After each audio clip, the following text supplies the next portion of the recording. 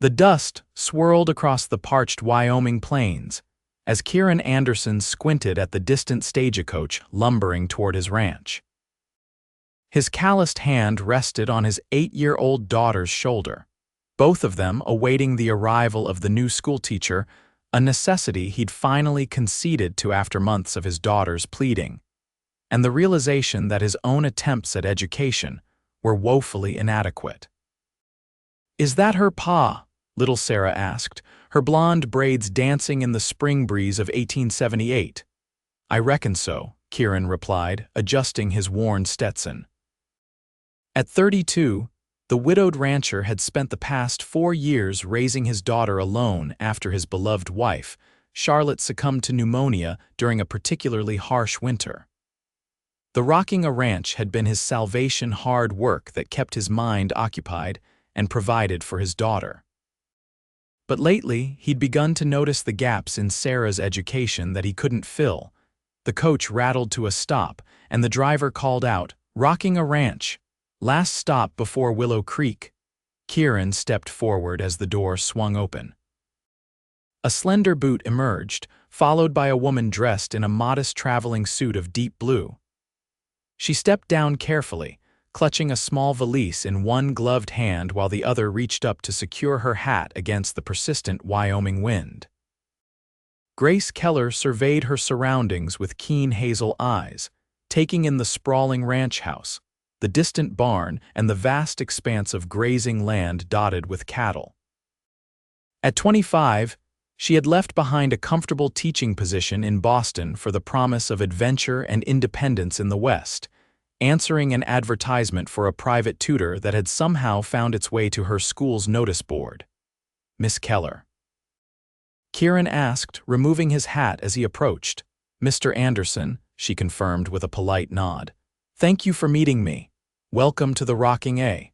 He gestured toward his daughter, who was half hiding behind him. "This here's Sarah, who's mighty excited to have a proper teacher." Grace knelt down, bringing herself to eye level with the child. "Hello, Sarah. I'm very pleased to meet you." Sarah regarded the newcomer with solemn blue eyes, her mother's eyes, Kieran often thought with a pang. After a moment's consideration, the girl offered a shy smile. "Did you really come all the way from Boston? Pa says that's clear across the whole country." "I did indeed," Grace replied, "and I brought some books I thought you might enjoy." Sarah's eyes widened with interest. "Real storybooks." "Real storybooks," Grace confirmed, "and maps and a globe and all sorts of wonderful things for us to learn together." The driver heaved down a trunk and 2 additional bags. "That's the lot, Miss Keller." Kieran stepped forward. "I'll take those." "Tom, you're welcome to water your horses at the trough before heading back to town." As the driver nodded his thanks and led his team toward the water, Kieran hefted Grace's trunk. "Sarah, show Miss Keller to the schoolroom while I take her things to the cottage." Grace looked questioningly at Kieran. "The old foreman's cottage," he explained. "It's small but comfortable. We fixed it up for you. It's just beyond the garden. Figured you'd want your privacy." "That's very considerate, thank you," Grace said, genuinely relieved. She had wondered about the living arrangements, having heard stories from other female teachers who found themselves in uncomfortable situations. Sarah tugged at Grace's hand. "Come see the schoolroom, Miss Keller. Pa and I fixed it up special." With a smile at Kieran, Grace allowed herself to be led toward the main house. As they walked away, Kieran found himself watching the new teacher, the straight line of her back, the confident way she moved, the gentle manner with which she addressed his daughter. Something stirred within him, a feeling so long dormant he almost didn't recognize it. He quickly tamped it down. Miss Keller was here to teach Sarah, nothing more. The schoolroom turned out to be a converted sunroom at the rear of the sprawling ranch house, with windows on 3 sides providing ample natural light. A blackboard had been mounted on the 4th wall, and a sturdy desk and chair sat beside it. In the center of the room was a smaller desk, clearly meant for Sarah. "Pa built my desk himself," Sarah announced proudly, "and Mrs. Hollister from town hemmed the curtains." "It's wonderful," Grace said sincerely, running her hand along the smooth surface of the teacher's desk. This will be perfect. Sarah watched Grace explore the room, her eyes following the teacher's every move. When Kieran entered a few minutes later, Sarah rushed to him, tugging him down to whisper in his ear, though her excited whisper was easily audible. "She makes my heart warm, Pa." "Keep her, please?" Kieran's face flushed as he straightened, his eyes meeting Grace's amused gaze. "Sarah's been mighty eager for schooling," he said by way of explanation. "And I'm eager to begin," Grace replied. "Perhaps tomorrow morning. That will give me time to unpack and organize my materials." "That would be fine," Kieran agreed. "I'll show you to your cottage now, and then perhaps you join us for supper. Mrs. Flores, our housekeeper, makes a fine roast beef." The cottage, as promised, was small but comfortable. A sitting room with a stone fireplace, a bedroom with a brass bed covered in a handmade quilt, and a small kitchen equipped with the essentials. Grace was touched to see fresh wildflowers in a jar on the table and clean curtains at the windows. "Mrs. Flores comes in 3 times a week to help with the main house," Kieran explained as he set her trunk down. "She can assist you here as well if you'd like." "This is more than adequate," Grace assured him. "I'm quite capable of maintaining my own living space." Kieran nodded, suddenly awkward now that they were alone.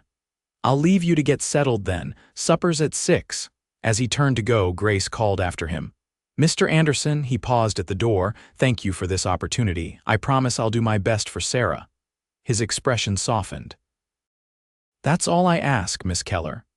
After he left, Grace sat on the edge of the bed, taking a moment to absorb the enormity of the change in her life. The cottage was quiet except for the distant lowing of cattle and the whisper of wind through the cottonwood trees outside. It was a far cry from the constant bustle of Boston, but there was something appealing about the openness, the sense of possibility. She had come west seeking adventure, yes, but also escape from expectations, from the narrow path laid out for her by her family, from the persistent suitors her mother kept introducing despite Grace's clear lack of interest. None of them had stirred her heart, and she had begun to wonder if perhaps she was simply not meant for marriage. Now, unpacking her books and arranging them on the small shelf beside the bed, Grace felt a flutter of anticipation. Tomorrow she would begin teaching Sarah Anderson, and perhaps in the process, she would discover what it was she truly wanted from life. Supper that evening was a casual affair. Mrs. Flores, a plump woman with kind eyes and quick hands, had indeed prepared a delicious roast beef, accompanied by potatoes, carrots, and fresh bread. "Miss Keller is from Boston," Sarah informed the housekeeper as they sat down at the oak dining table. "She brought me real storybooks." "Did she now?" Mrs. Flores smiled indulgently at the child before turning to Grace. "It's good to have another woman around, Miss Keller. This place could use a feminine touch." Grace noticed Kieran's slight frown at this comment but chose not to remark on it. Instead, she complimented the meal and asked about life on the ranch. "We run about 2,000 head of cattle," Kieran explained, visibly more comfortable discussing his work. "Got 10 hands who help out. Most of them live in the bunkhouse except for Pete and his wife, who have their own place down by the creek." "Pa's the best rancher in the whole territory," Sarah declared proudly. "Even Mr. Hollister says so, and he owns the bank," Kieran chuckled. "I doubt Frank Hollister would go that far, but we do all right." He turned to Grace. "How are you finding your cottage?" "Very comfortable, thank you. I especially appreciate the flowers." Sarah bounced in her seat. "I picked those. Pa said we should make it homey for you." "That was very thoughtful," Grace said, smiling at the girl. After supper, when Mrs. Flores had cleared the dishes and Sarah had been sent to wash up for bed, Kieran invited Grace to sit on the front porch. "I thought we might discuss Sarah's education," he explained, holding the door for her. The evening was mild, with a spectacular sunset painting the sky in vivid oranges and pinks. Grace settled into one of the wooden rocking chairs while Kieran leaned against the porch railing, his profile strong against the fading light. "Sarah's a bright girl," he began. Reads pretty well. Her mother started teaching her before, he broke off, then continued more carefully. Charlotte taught her letters and basic figures, and I've done what I could, but there's much she needs to learn, Grace nodded. I'll assess her level tomorrow and develop a curriculum accordingly. Most children her age are working on advanced reading, arithmetic, geography, history, and natural sciences. Sounds about right, Kieran agreed. I want her to have all the advantages even out here. He gestured toward the vast landscape. Don't want her growing up ignorant just because she's being raised on a ranch. She won't, Grace assured him. Children are naturally curious, and Sarah seems particularly eager to learn.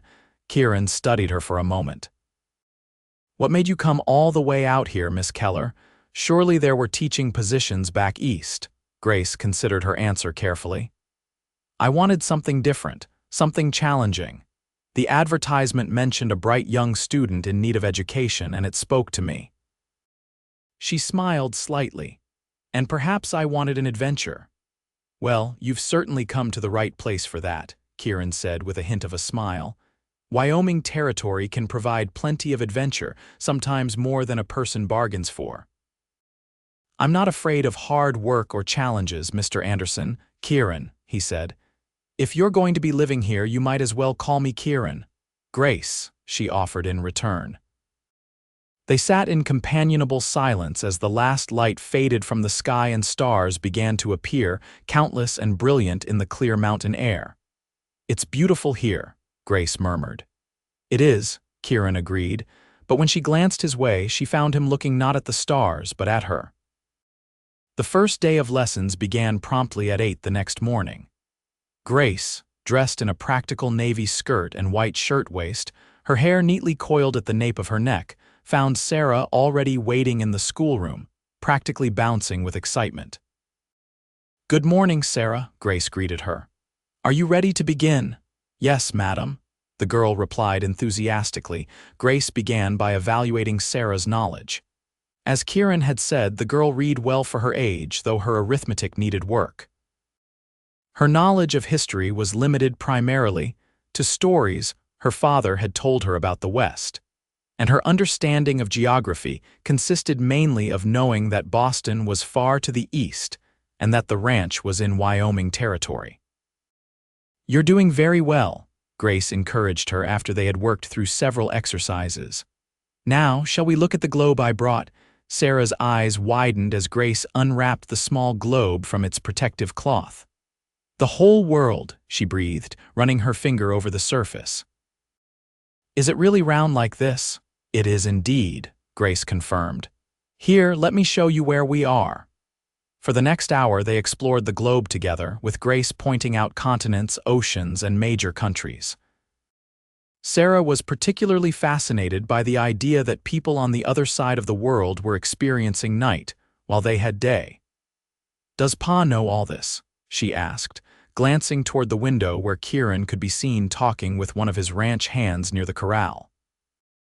I'm sure he knows a great deal, Grace said diplomatically. Everyone has different areas of knowledge, Sarah nodded sagely. Pa knows everything about cattle and horses and how to fix things, but he says books weren't never his strong suit. Weren't ever, Grace corrected gently. And that's why he hired me, to help you with the things books can teach us. After lunch, which Mrs. Flores brought to the schoolroom on a tray, they moved on to arithmetic. Sarah was less enthusiastic about this subject, but Grace had brought colored wooden blocks to help demonstrate addition and subtraction concepts, which made the lesson more engaging. By the time 3 o'clock arrived, marking the end of the school day, Sarah had made progress in several areas and was eagerly looking forward to the next day's lessons. Can I show Pa what I learned? She asked as they packed away the books and materials. Of course, Grace agreed. In fact, why don't you draw a map of the ranch this evening? Tomorrow we can talk about how maps work. Sarah's face lit up at the suggestion. I'll make the best map ever. As the girl ran off to find her father, Grace began organizing the next day's lessons. She was so absorbed in her planning that she didn't notice Kieran standing in the doorway until he spoke. She hasn't stopped talking about globes and numbers since she found me, he said, amusement evident in his voice. Grace looked up with a smile. She's a very apt pupil. She's happy, Kieran said simply. Happier than I've seen her in a long time.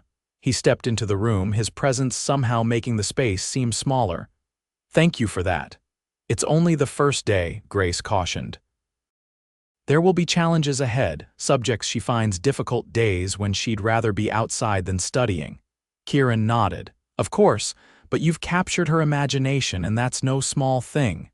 Grace felt a warmth spread through her at his words. Thank you. That means a great deal coming from her father. Their eyes met, and for a moment, something unspoken passed between them, a mutual recognition, perhaps, of the other's dedication to Sarah's well-being. Then Kieran cleared his throat and looked away. Mrs. Flores mentioned you might like to see the garden. She's particularly proud of her tomatoes. I'd enjoy that, Grace said, gathering her notes. I've always had an interest in gardening, though I had limited opportunity in the city. As they walked through the house toward the back door, Kieran asked, "Did you live with your family in Boston?" "With my aunt, actually," Grace explained. "My parents live in Philadelphia, but when I received my teaching certificate, my aunt offered me a place to stay while I established myself professionally. And they approved of your coming west." Grace's laugh was slightly rueful. "Not entirely.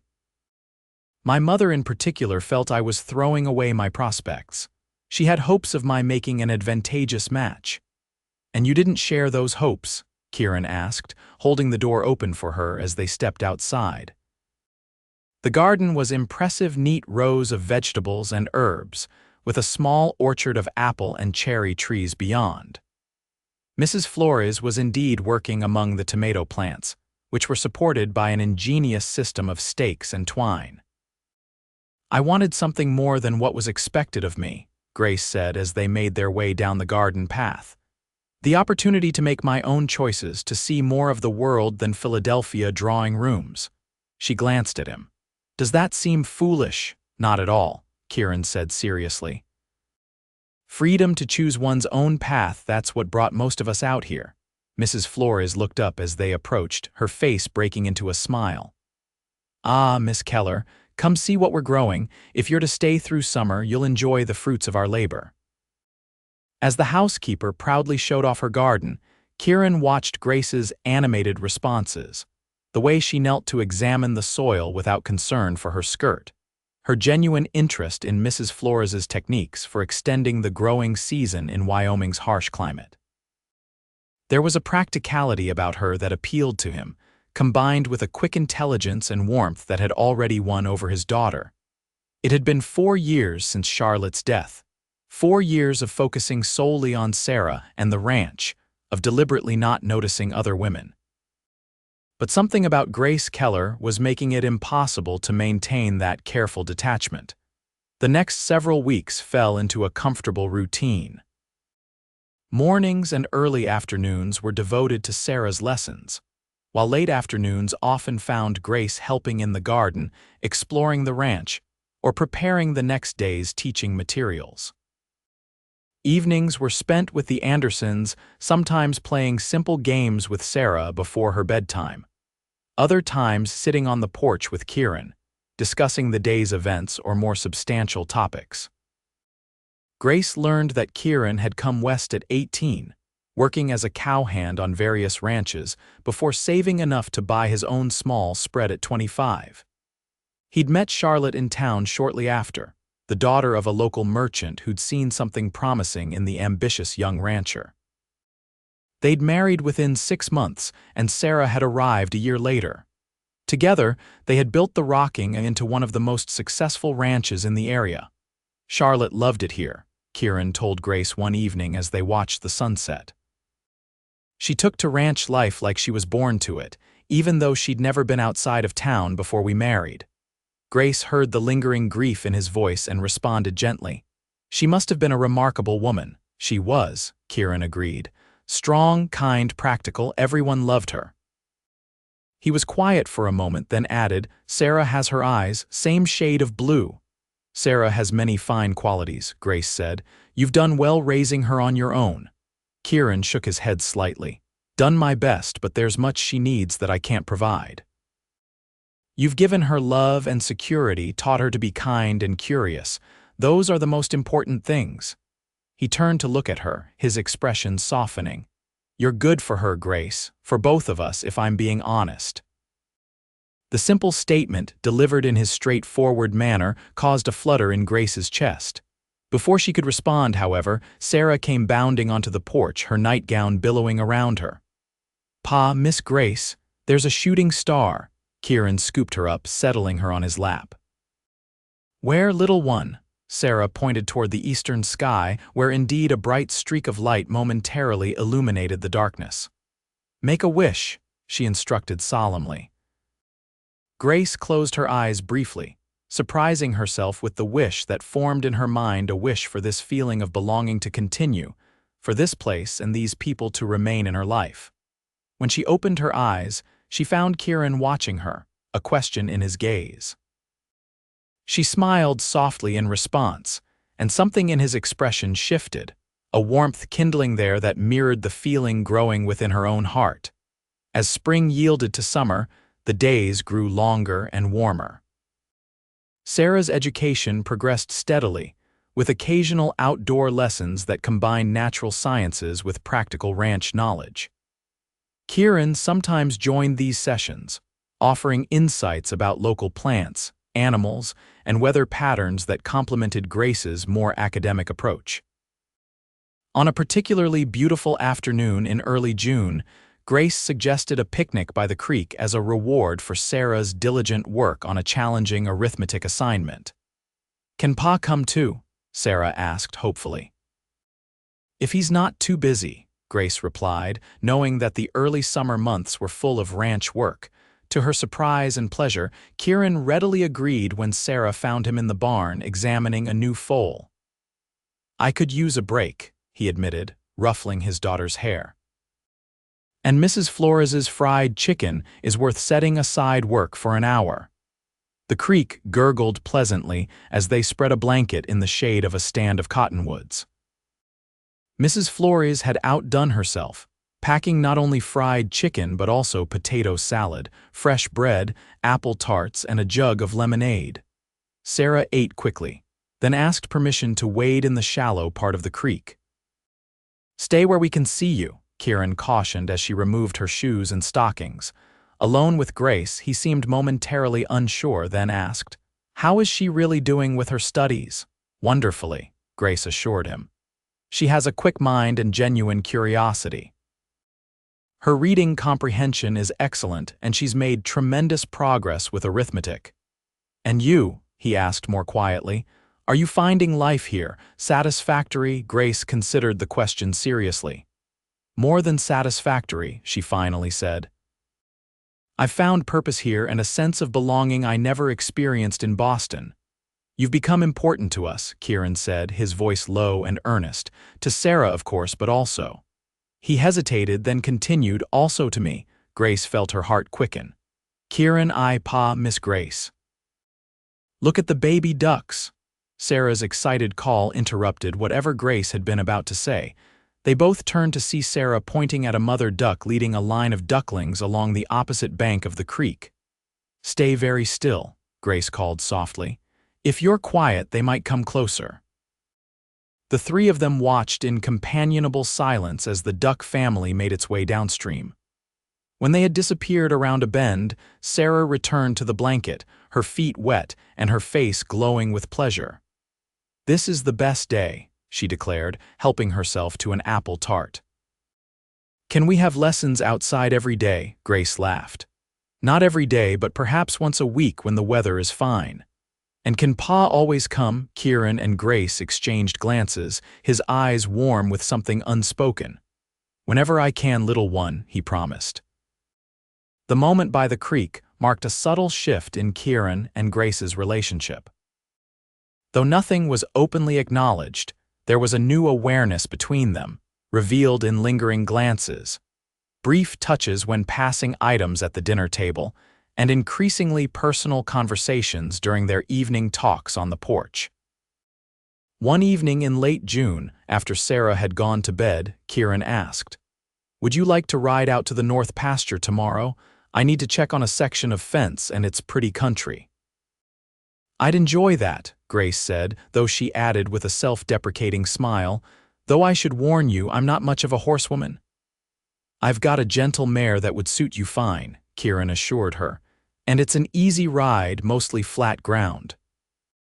The next morning, after completing Sarah's lessons, Grace changed into her split riding skirt, a practical garment she'd acquired shortly after arriving at the ranch, recognizing that her Boston attire was ill-suited to Wyoming life. Kieran was waiting for her at the stable, holding the reins of 2 horses, his own chestnut gelding and a dappled gray mare. "This is Daisy," he said, introducing Grace to the mare. "She's steady as they come." Grace approached the horse cautiously, offering her hand for the mare to sniff. Daisy nudged Grace's palm gently and Grace smiled, stroking the horse's velvety nose. "She likes you," Kieran observed, a smile playing at the corners of his mouth. "She's particular about people." "I'm flattered," Grace replied, accepting his help as she mounted the horse. It had been years since she'd ridden, but the basic skills returned quickly as they set off at a leisurely pace. The north pasture was indeed beautiful, a rolling expanse of grass dotted with wildflowers, bordered by distant hills. A herd of cattle grazed peacefully, barely glancing up as they rode past. "It's magnificent," Grace said as they paused on a small rise overlooking the pasture. "No wonder you love it here. It gets in your blood," Kieran agreed.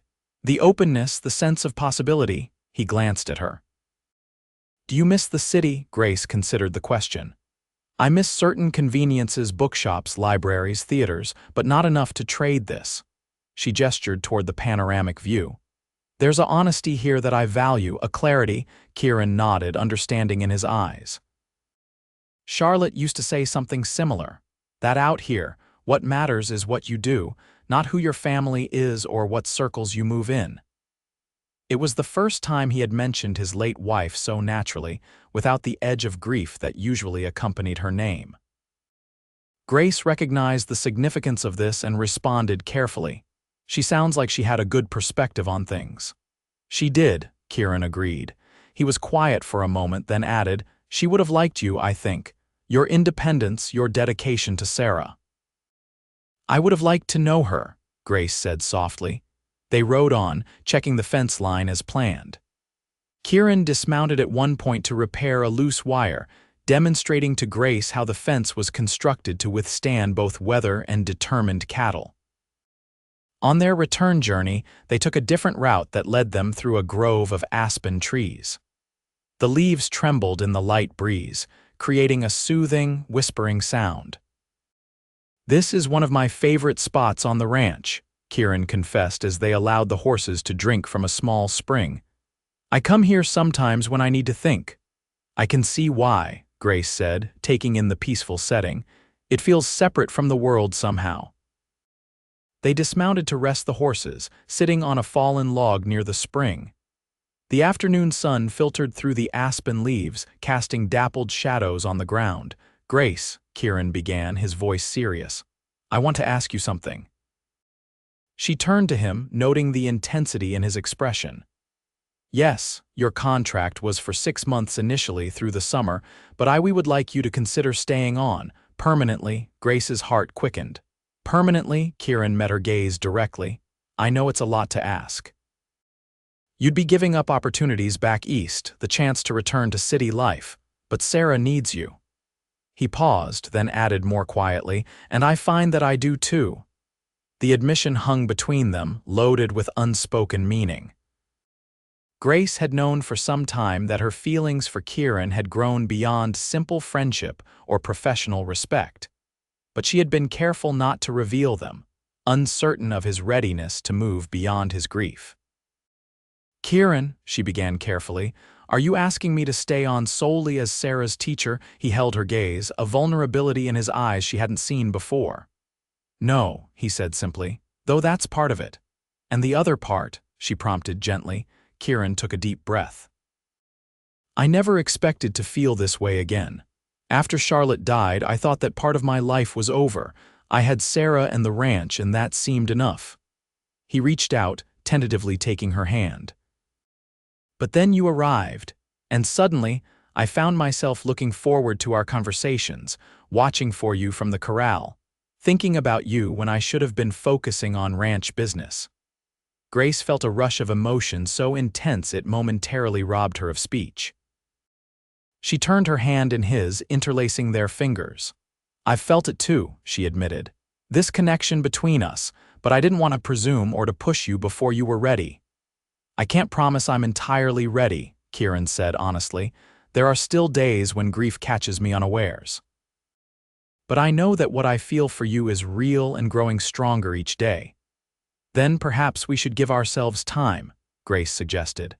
"I'll stay beyond the summer I want to for Sarah's sake and my own, and we can see where this leads us without rushing." Kieran's expression lightened with relief and hope. "You'll stay?" "Yes," Grace confirmed with a smile. "Though I should warn you, I'm developing quite a list of books I'd like to order for Sarah's continued education. Your book budget may need to increase." Kieran laughed, the sound rich and genuine. "I think we can manage that." His expression grew more serious as he added, "Thank you, Grace, for everything you've brought to our lives." Impulsively, he leaned forward and pressed a gentle kiss to her lips. It was brief but filled with promise, and when he pulled back, Grace saw her own emotions reflected in his eyes: hope, tenderness, and the beginning of something deeper. The ride back to the ranch was filled with a new awareness, a shared secret that manifested in occasional glances and small smiles. They agreed not to tell Sarah immediately about Grace's decision to stay or about the shift in their relationship, preferring to let things develop naturally. As summer progressed, Grace found herself increasingly integrated into ranch life. She helped Mrs. Flores preserve the garden's bounty for winter, learned to ride with greater confidence, and even assisted with minor ranch tasks when her teaching duties allowed. Sarah thrived under her tutelage, advancing well beyond what might be expected for her age. Kieran and Grace's relationship deepened gradually, with quiet moments stolen when Sarah was occupied or asleep. Moonlit walks around the ranch yard, conversations that stretched late into the evening on the porch, the occasional ride together when ranch work permitted. Kieran was careful and respectful, mindful of Grace's reputation in a community where gossip traveled quickly. In late July, a letter arrived for Grace from her mother in Philadelphia, expressing concern about her extended stay in such a wild place, and urging her to return east before winter made travel difficult. The letter troubled Grace more than she expected, forcing her to confront the permanence of the choice she was making.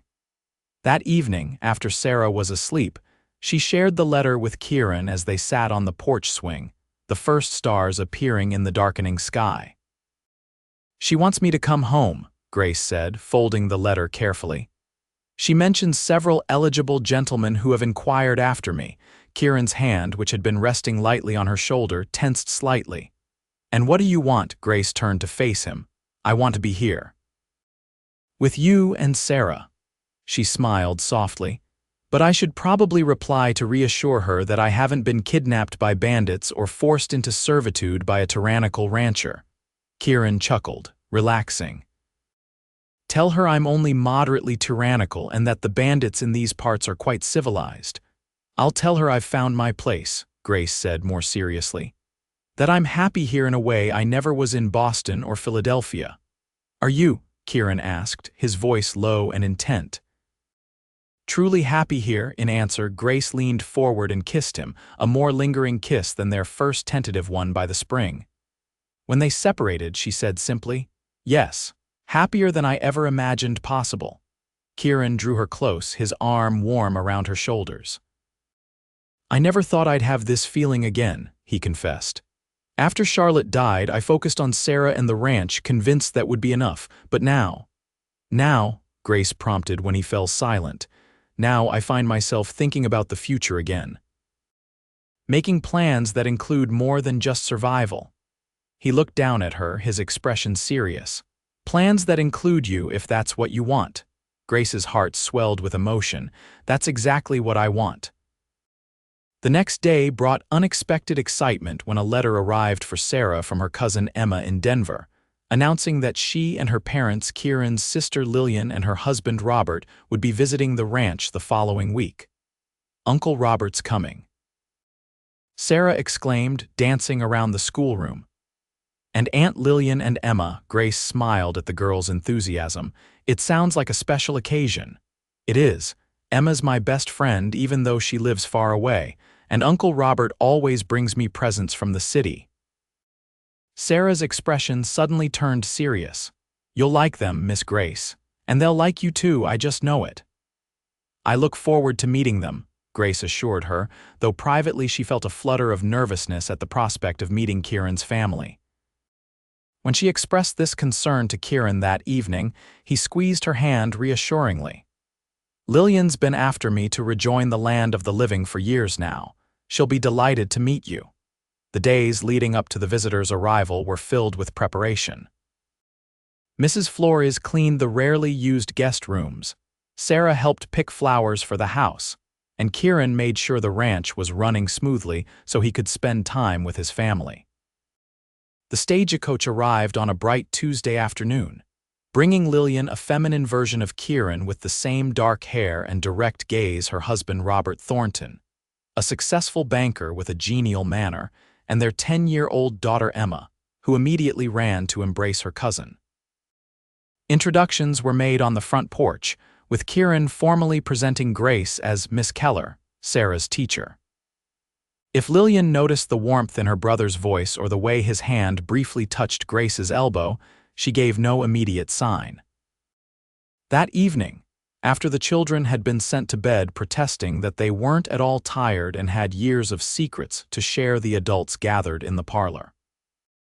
Mrs. Flores had outdone herself with a special dinner, and the conversation had flowed easily, with Robert sharing news from Denver and Lillian catching up on family matters with her brother. So, Miss Keller, Lillian said, settling into an armchair with a cup of tea, how are you finding life on the frontier? Quite different from Boston, I imagine. Very different, Grace agreed, but in the best possible ways. The landscape is magnificent, and there's a directness to life here that I find refreshing. And Sarah is thriving under your tutelage, Lillian observed. She's shown me her work and I'm impressed. She's reading books I wouldn't have attempted until I was several years older. Sarah has a natural aptitude, Grace said modestly, and an enthusiasm that makes teaching her a joy. Lillian's perceptive eyes moved from Grace to her brother. And how long do you plan to stay with us, Miss Keller? Through the winter, before Grace could respond, Kieran spoke up. I've asked Grace to stay on permanently. Sarah needs consistency in her education. Something in his tone caused his sister to raise an eyebrow slightly. I see, she said, a note of speculation in her voice. Well, that seems sensible. Later, when Robert had stepped outside for a cigar and Kieran had gone to check on a noise from the kitchen, Lillian moved to sit beside Grace on the sofa. My brother seems different, she said without preamble. More at peace than I've seen him since Charlotte died. Grace chose her words carefully. He's dedicated to Sarah's happiness and well-being. Seeing her thrive would bring any father peace. Lillian smiled knowingly. Yes, Sarah's happiness is certainly part of it. She studied Grace for a moment, then added more gently, Charlotte was my dearest friend, you know. We grew up together in town before I moved to Denver.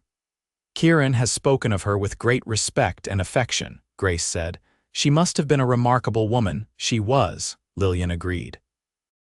And she would have been the first to wish for Kieran to find happiness again. She reached out impulsively and squeezed Grace's hand. I'm glad he found you, Miss Keller, or rather that you found them. Grace felt a rush of relief and gratitude at this tacit approval. Thank you, she said simply. The visit lasted a week, during which Grace came to genuinely like Kieran's family. Robert was thoughtful and well-read, engaging Grace in discussions about literature and current events. Emma proved to be as bright and curious as Sarah, joining in the cousins' lessons with enthusiasm. And Lillian, after her initial assessment, treated Grace with increasing warmth and inclusion. On their final evening, as the children played a board game by the fire and the adults enjoyed coffee on the porch, Lillian drew her brother aside for a private conversation. Though Grace couldn't hear their words, she saw Kieran nod seriously, then break into a rare, full smile as he embraced his sister. Later, after the Thorntons had retired to prepare for their early departure the next day, Kieran joined Grace for their customary evening conversation on the porch. "Lillian approves of you," he said without preamble, his eyes twinkling. "I'm relieved to hear it," Grace replied with a smile. "I've come to respect her opinion." "She said I'd be a fool not to secure your affections permanently before some other rancher recognizes your worth," Kieran continued, a hint of amusement in his voice. Grace felt her cheeks warm. "Did she indeed?" "She's always been direct," Kieran said, taking Grace's hand. "It's a family trait, so I've noticed," Grace murmured, looking down at their joined hands. "Grace," Kieran said, his voice growing serious. "I'd planned to wait longer to give us more time, but Lillian's right. I'd be a fool to risk losing you." He took a deep breath. "I love you. I think I began falling in love with you that first day when you knelt down to speak to Sarah as a person, not just a child." Grace's heart soared at his words. "I love you too," she said softly. "I've tried to be patient, to give you space to be sure." "I am sure," he said firmly. "Surer than I've been of anything in a long time." He reached into his pocket and withdrew a small box. "This was my grandmother's. Lillian brought it from Denver. Apparently our mother gave it to her for safekeeping after Charlotte died, hoping someday I might need it again." He opened the box to reveal a delicate ring with a small pearl surrounded by tiny diamonds. "It's not fancy or modern, but it's beautiful," Grace interrupted, her eyes filling with tears. "Grace Keller," Kieran said formally, "would you do me the honor of becoming my wife? Of being a mother to Sarah and a partner to me in all things?" "Yes," Grace said without hesitation. "With all my heart, yes." The ring fit perfectly, and as Kieran slipped it onto her finger, Grace felt a sense of rightness, of coming home in a way she had never experienced before. Their kiss was deeper and more passionate than their previous ones, filled with the promise of the future they would build together. When they finally separated, Kieran rested his forehead against hers. "When?" he asked simply. "Before winter," Grace suggested. "That will give us time to plan, and for your family to return for the ceremony if they wish." "October," Kieran decided, "when the aspens are golden."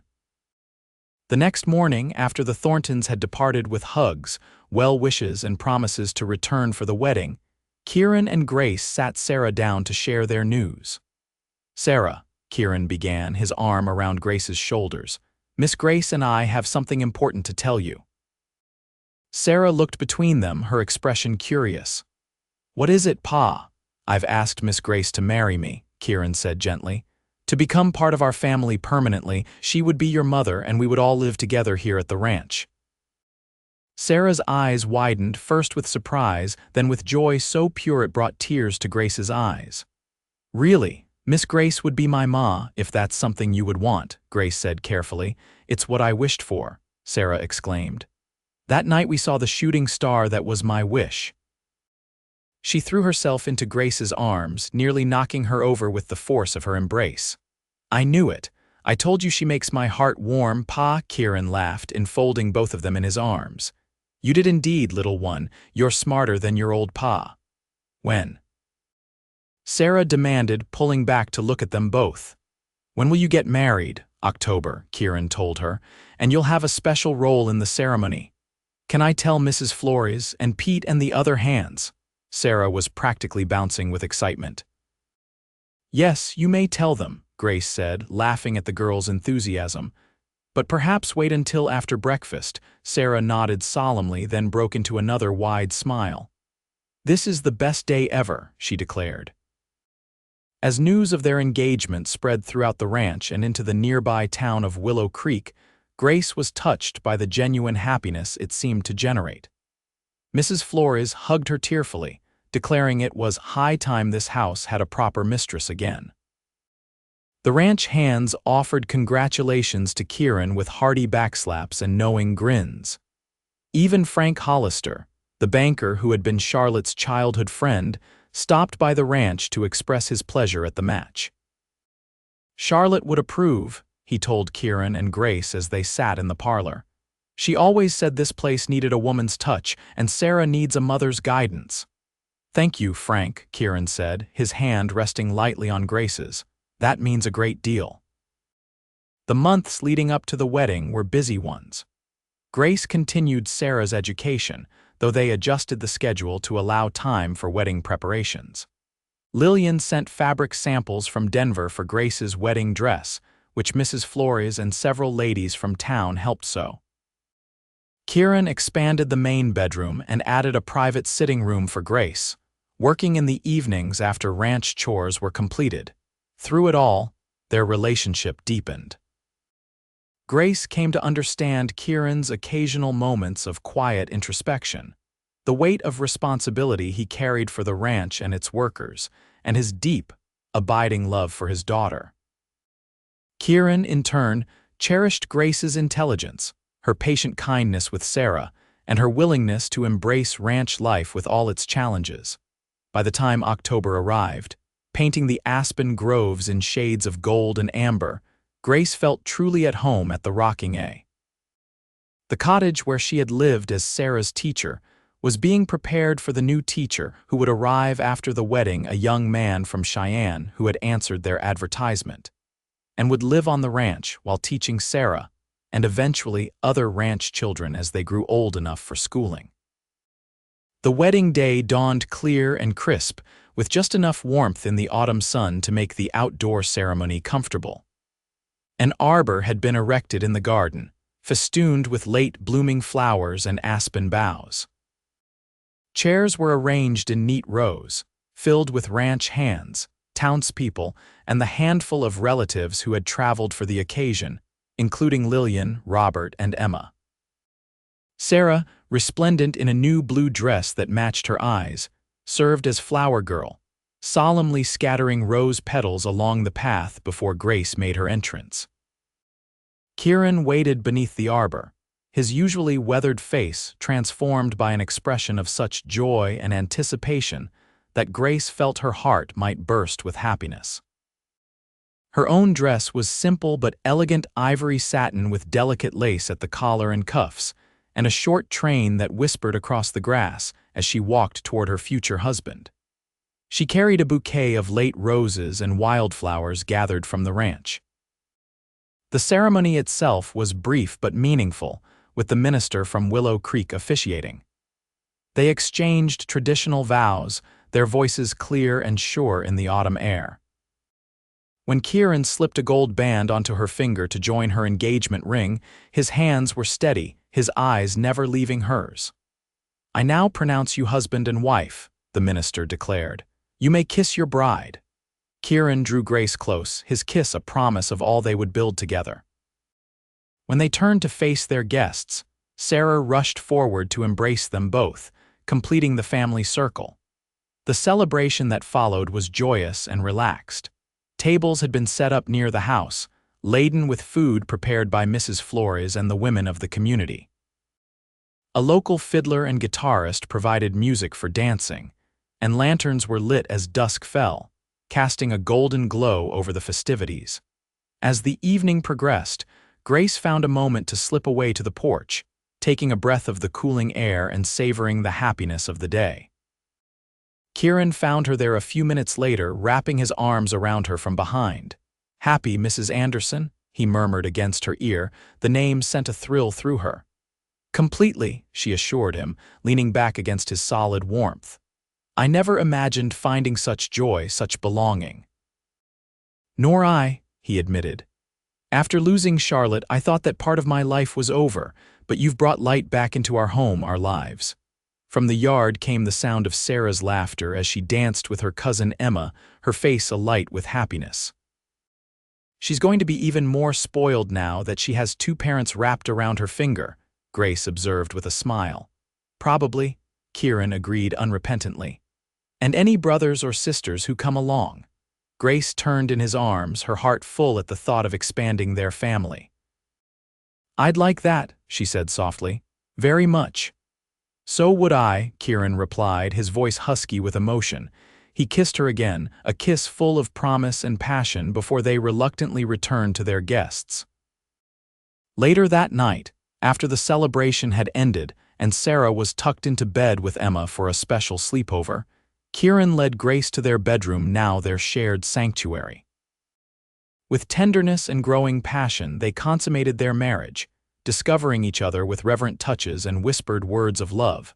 Afterward, lying in Kieran's arms with her head on his chest, listening to the steady beat of his heart, Grace felt a profound sense of peace.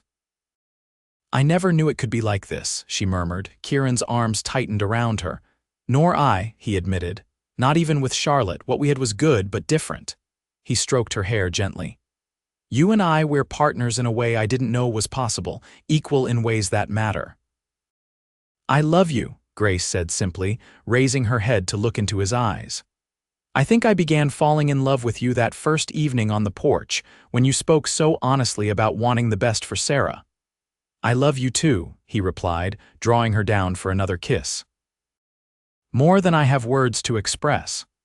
The days and weeks that followed were filled with the sweet adjustments of newly married life. Grace moved her belongings from the cottage to the main house, arranged her books alongside Kieran's more practical volumes in the study, and began the process of truly making the ranch house her home. Sarah took to calling her Ma almost immediately, the transition seeming natural to the child who had already given Grace her heart months before. Their lessons continued, now conducted in the newly designated schoolroom where Mr. Jenkins, the young teacher from Cheyenne, would eventually take over. As winter approached, bringing with it the first snowfall that transformed the ranch into a wonderland of white, Grace found herself reflecting on the remarkable journey that had brought her from Boston to this place, to this family that had become her own. One evening in early December, as they sat before the fire in their bedroom, Kieran noticed her pensive expression. "What are you thinking about so seriously?" he asked. Setting aside the ranch ledger he had been reviewing, Grace smiled, moving from her chair to join him on the small sofa. "About how different my life might have been if I hadn't seen that advertisement for a teacher in Wyoming territory, if I had listened to my mother and stayed in Boston." Kieran wrapped an arm around her shoulders, drawing her close. "I'm mighty glad you didn't listen to your mother," he said with a chuckle. "So am I," Grace agreed, nestling against him. She hesitated, then added, "I have something to tell you." Kieran looked down at her, a question in his eyes. "What is it?" "I've suspected for a few weeks now, but I wanted to be sure before I said anything." She took his hand and placed it gently over her still flat abdomen. "We're going to have a baby in late spring." Kieran's expression transformed with wonder and joy. "A baby?" he whispered, his voice thick with emotion. "You're certain?" Grace nodded, her own eyes filling with happy tears. "Mrs. Flores confirmed it. She recognized the signs before I did, I think." Kieran gathered her close, pressing his face into her hair. "I didn't think I could be any happier than I already was," he said, his voice rough with feeling. "But you keep proving me wrong." "Sarah will be excited," Grace predicted. "She's been asking for a sibling since Emma's visit." "She has indeed," Kieran agreed with a laugh, "quite persistently." They sat together in comfortable silence for a time, watching the flames dance in the fireplace, each lost in thoughts of the future they were building together. "I never imagined this," Grace finally said softly. "When I came west, I was seeking adventure, independence. I thought perhaps I'd teach for a year or two, then move on to another frontier town, building a life of my own making. And instead," Kieran prompted gently. "Instead I found a home," Grace said simply. "A place where I belong completely. A family." Kieran kissed her tenderly. "And we found you. The teacher who made my daughter's heart warm, who brought life and love back into our home." "Keep me?" Grace asked with a smile echoing Sarah's words from that first day. "Forever," Kieran promised, sealing his vow with another kiss. "For always." And as snow fell softly outside their window, blanketing the ranch in pristine white. Grace and Kieran held each other close, grateful for the journey that had brought them together and the future stretching before them, a future filled with love, family, and the life they would build together on the land they both cherished.